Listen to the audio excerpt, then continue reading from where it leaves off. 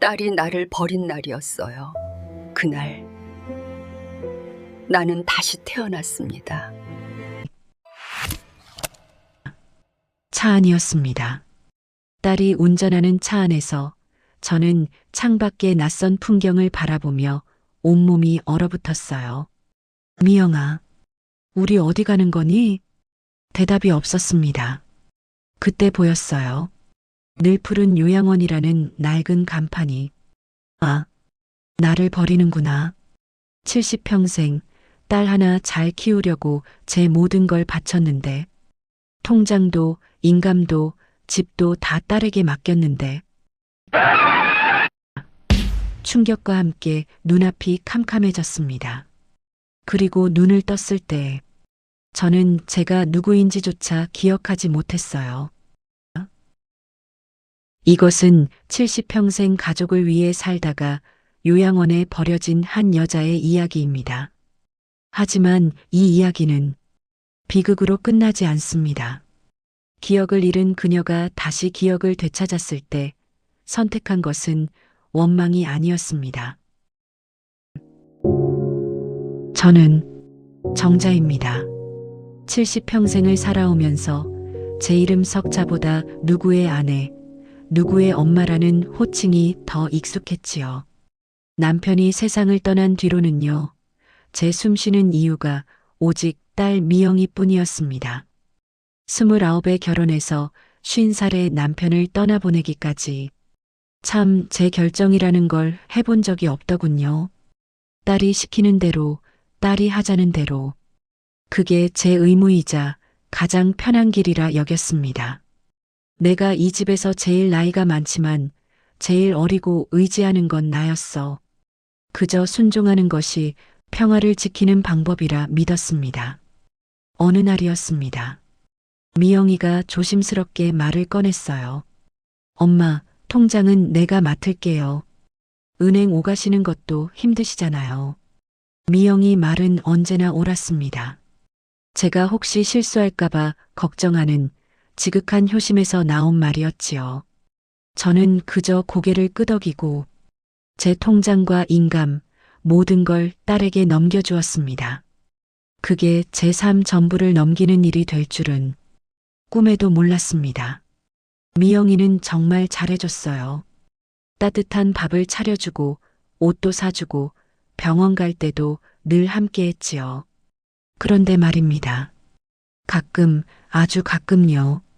돈 이야기를 꺼내거나 제 노후 얘기를 할 때면 미영이 눈빛이 순간 차갑게 변했어요. 마치 저를 돕는 딸이 아니라 어떤 계산을 하는 낯선 사람처럼요. 그 차가운 기운이 가슴 깊숙이 스며들면 한참 동안 싸늘했습니다. 하지만 저는 금방 잊으려 애썼어요. 내 딸은 그럴 리 없어. 내 모든 걸 바친 이 아이가 나를 지켜줄 거야. 맹목적인 믿음이 제 불안을 덮어버렸습니다. 2025년 늦은 봄이었습니다. 그날 아침 미영이는 유난히 밝고 들뜬 목소리로 말했어요. 엄마, 같이 좋은 데 가요.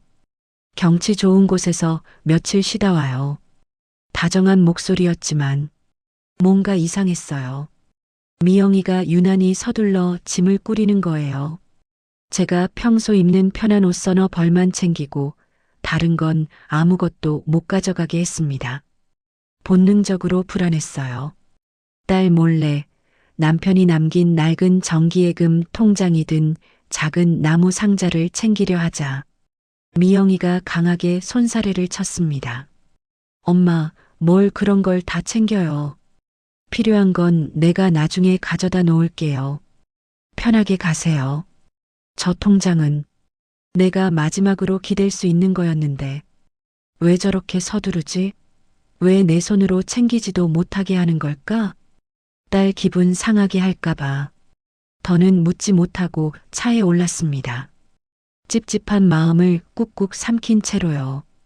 차가 아파트 단지를 빠져나갔습니다. 저는 늘 그렇듯 조용히 창밖을 바라봤어요. 따뜻한 오후 햇볕이 눈꺼풀 위로 내려앉았지만 마음은 점점 더 어두워졌습니다. 그런데, 이상했어요. 길이 낯설었습니다. 제가 평생 살아온 동네에 익숙한 풍경이 아니었어요. 가슴이 쿵 무너지는 것 같았습니다. 심장이 덜컥 내려앉아 목구멍까지 치고 올라오는 느낌이었어요. 미영아, 우리 어디 가는 거니? 이 길은 우리 집 가는 길이 아니잖니. 딸은 앞만 보며 짧고 단호하게 대답했습니다. 곧 내릴 거예요, 엄마. 조금만 더 가요. 그 목소리는 제가 70년 동안 들어온 다정한 딸의 목소리가 아니었어요. 싸늘하고 단호하고 섬뜩하게 낯선 사람의 음성이었습니다. 차가운 강철처럼 저를 향한 어떤 감정도 담겨 있지 않은 소리. 그제야 섬광처럼 깨달았습니다. 이 길이 나를 버리는 길이라는 것을요. 70평생 오직 가족만을 위해 살아온 저의 맹목적인 희생이 결국 비수가 되어 저를 찔렀습니다. 아, 끝이구나. 내가 버려지는 순간이구나. 차는 천천히 늘푸른 요양원 간판이 달린 낡고 허름한 건물 앞으로 들어갔습니다. 그 간판을 보는 순간 제 세상 전체가 멈췄어요. 숨이 막혔고 눈앞이 새하얘졌습니다. 내가 뭘 잘못했나? 딸에게 이렇게 버려질 만큼 내가 부족했나? 눈물이 본물처럼 터져나와 앞을 가렸습니다. 그때였습니다. 미영이가 앞차를 들이받는 소리가 났어요. 강한 충격과 함께 온 세상이 흔들렸습니다. 큰 사고는 아니었지만 제 삶의 가장 고통스러운 순간을 피하려는 듯 저는 그대로 정신을 잃었습니다.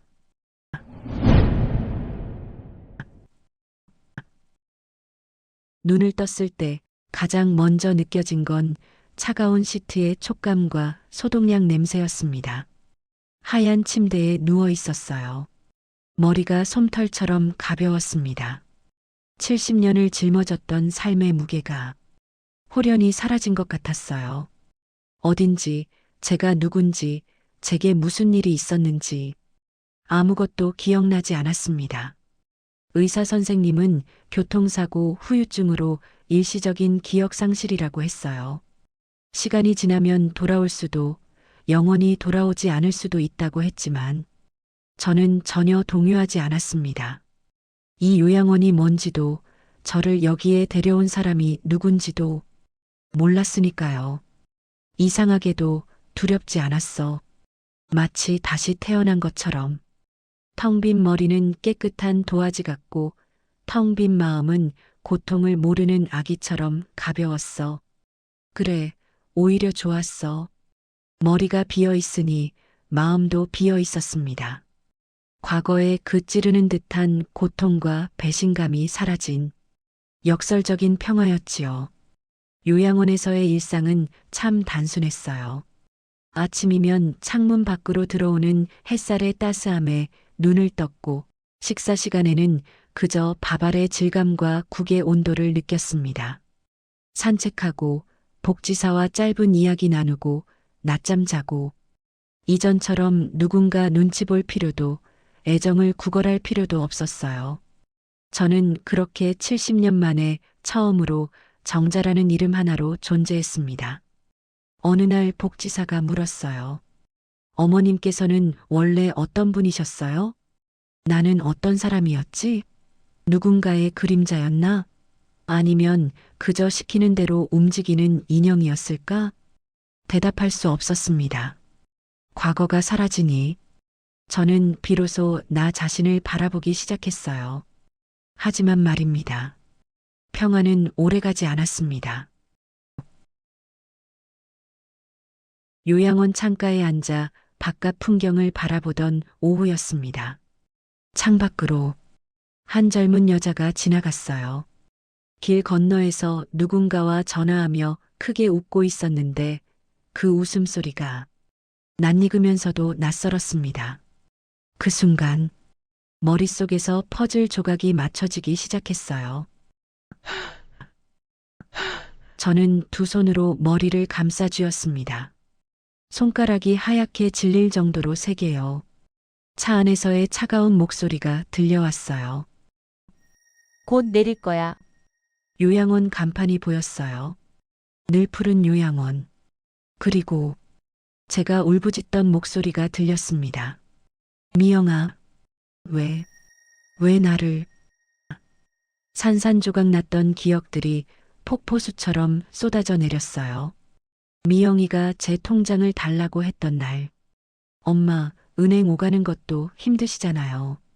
그때 딸의 눈빛이 순간 차갑게 변했던 걸 이제야 똑똑히 기억해냈습니다. 남편 장례식 날 딸이 제 귀에 속삭였어요. 엄마, 이제 나만 믿어요. 그 말이 위로가 아니라 선언이었다는 걸.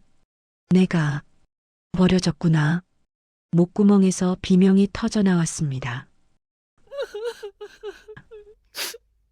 요양원 복지사가 놀라 달려왔지만 저는 멈출 수가 없었어요. 70년을 살아온 제 인생이 한순간에 쓰레기처럼 버려진 거였어요. 내가 뭘 잘못했나? 새벽같이 일어나 밥 해주고, 아플 때 간호하고, 밤새 기침하는 아이 등 쓸어주고, 내 젊음을 다 바쳤는데, 내 꿈도, 내 인생도 다 포기하고, 오직 이 아이 하나 잘 키우려고. 그게 잘못이었나? 손이 떨렸어요. 온몸이 떨렸습니다. 분노였어요. 슬픔이었어요. 배신감이었어요. 하지만 가장 고통스러운 건 제 자신에 대한 자괴감이었습니다. 나는 왜 이렇게 바보같이 살았을까?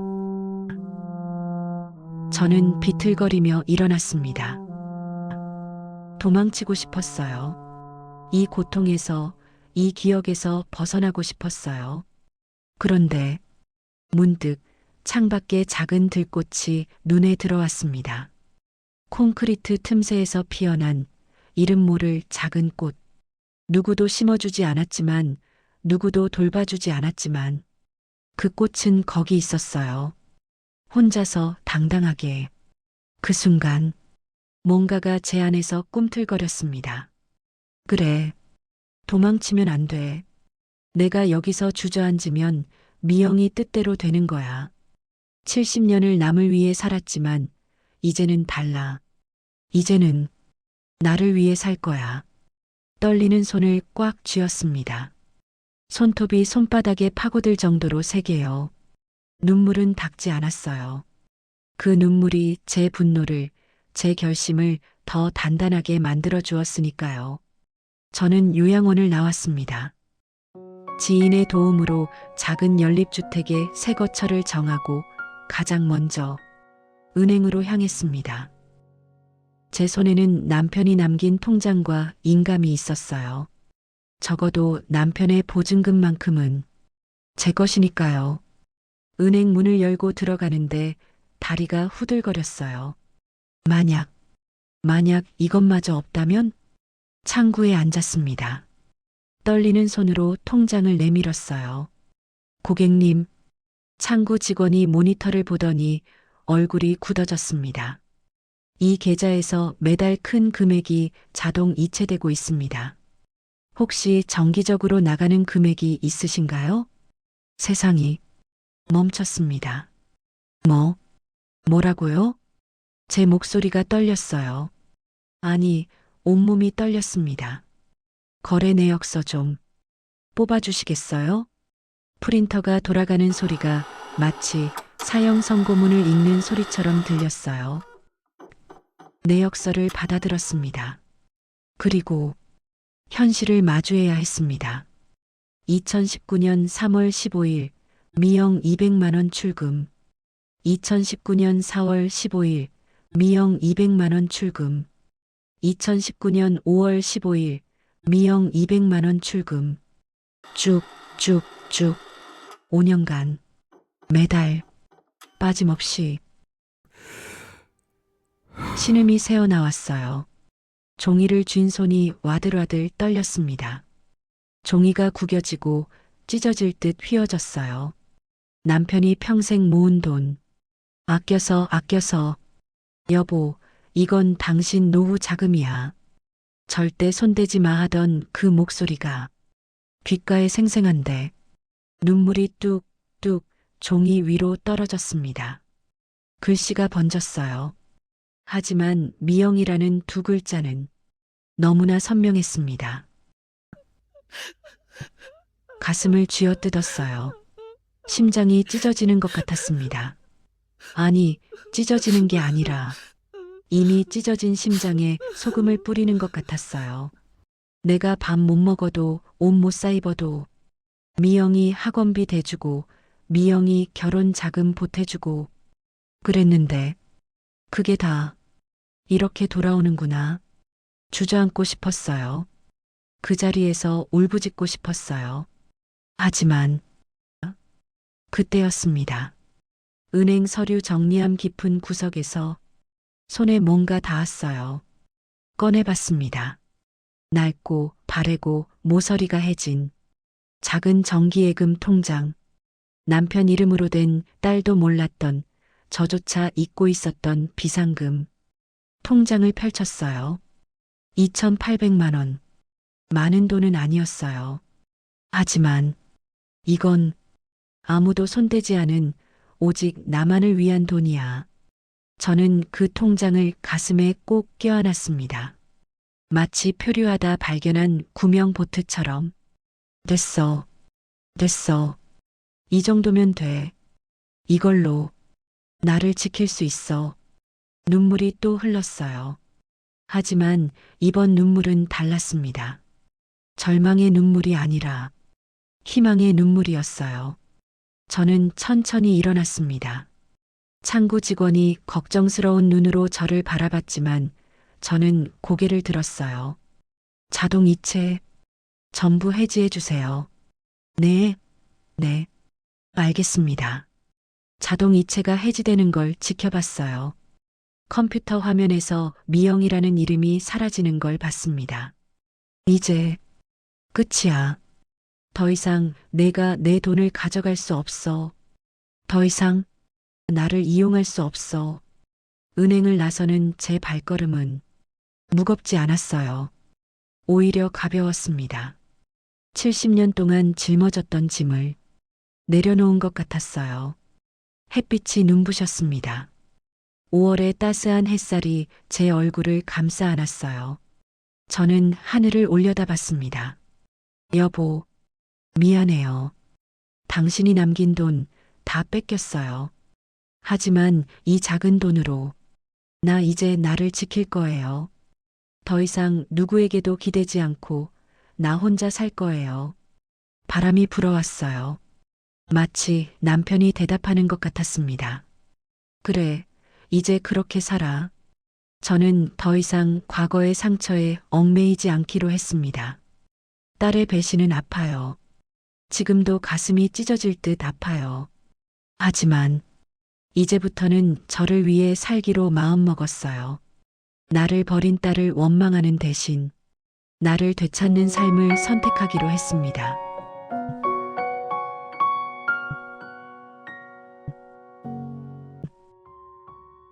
잠깐만요, 여러분. 구독은 인연의 시작, 좋아요는 따뜻한 인사입니다. 이 이야기가 마음에 와닿으셨다면 함께 걸어가요. 그럼 정자 씨의 마지막 선택을 들어보시겠습니다.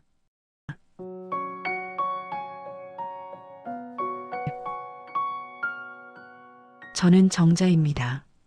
도심에서 조금 떨어진 작은 연립주택에서 살고 있어요. 창문 밖으로 매미 소리가 들려오는 조용한 곳이지요. 방, 부엌, 작은 베란다. 넉넉하진 않지만 조용했고 누구 눈치도 보지 않는 저만의 공간입니다. 그 작은 공간에서 저는 온전한 자유를 느꼈어요. 집 앞 작은 화단에는 인동초가 자랍니다. 혹독한 추위에도 시들지 않고 견디는 강인한 생명력의 꽃이지요. 저는 아침마다 그 인동초에 물을 주었습니다. 인동초는 마치 제 삶을 대변하는 것 같았어요. 과거에는 북적이는 집에서도 외로웠어요. 혼자라고 느껴도 누구에게도 말할 수 없었지요. 그런데 지금은 혼자라도 괜찮아요. 내가 나를 지킬 수 있다는 것. 그게 진짜 행복이었어요. 이제는 카카오뱅크 앱으로 잔액도 확인하고 노인복지관에서 요가도 배워요. 예전에 수동적인 정자는 없었습니다.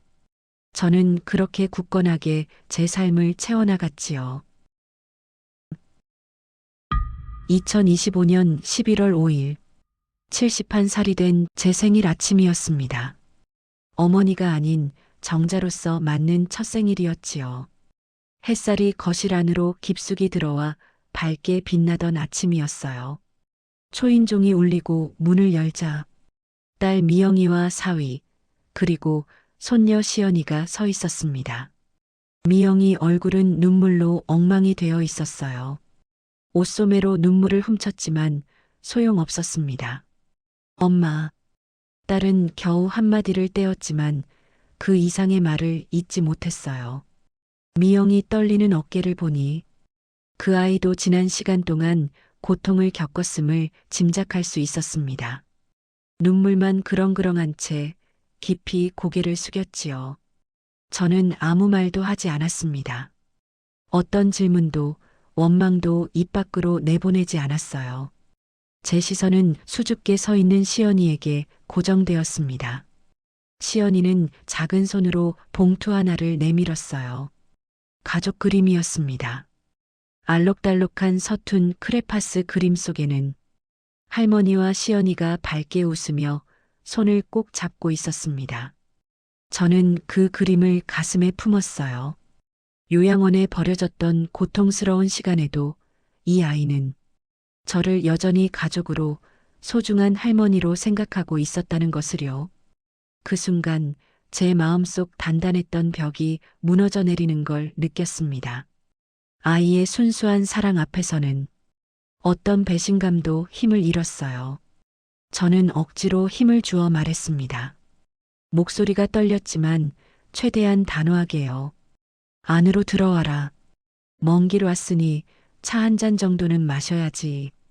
가족을 안으로 들인 저는 딸이 가장 좋아하는 따뜻한 유자차를 정성껏 2잔 내렸습니다. 미영이는 떨리는 손으로 찻잔을 받았어요. 찻잔을 든 딸의 손가락 마디마디가 하얗게 질려 있었습니다. 저는 묻지 않았습니다. 왜 나를 버렸니? 왜 내 돈을 함부로 썼니?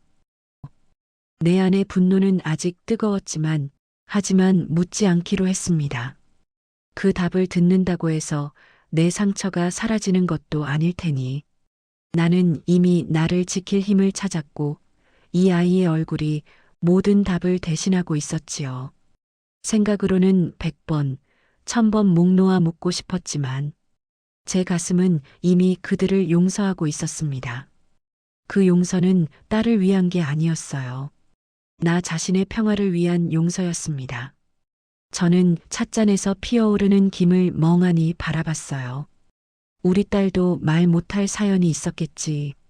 이렇게 내 곁에 돌아와 주었으니 그걸로 됐다. 저는 평생을 바쳐 이 가족을, 이 딸을 지키려 살았습니다. 이제는 그 인동초처럼 강인한 힘으로 나를 지킬 거예요. 남은 제 삶은 오롯이 나의 선택입니다. 유자차를 마신 딸은 눈물을 훔치고 조금 편안해진 얼굴로 저를 바라봤어요. 저는 잔잔한 미소를 지었습니다. 그 미소에는 원망이 아닌 성숙한 자유가 담겨 있었지요. 다음 날 아침, 저는 커피를 내리고 집 앞 화단의 인동초에 물을 주었습니다. 어제의 그림과 편지는 조용히 서랍 속에 넣어두었어요. 그리고 스스로에게 다짐했습니다. 나는 이제 나를 선택한다. 오늘부터 내 삶의 주인은 나다. 엄마의 사랑은 모든 것을 품었지만 정자 씨의 삶은 오롯이 그녀 자신의 것이었습니다. 그녀는 용서했고 그 안에서 진정한 자유를 찾았습니다.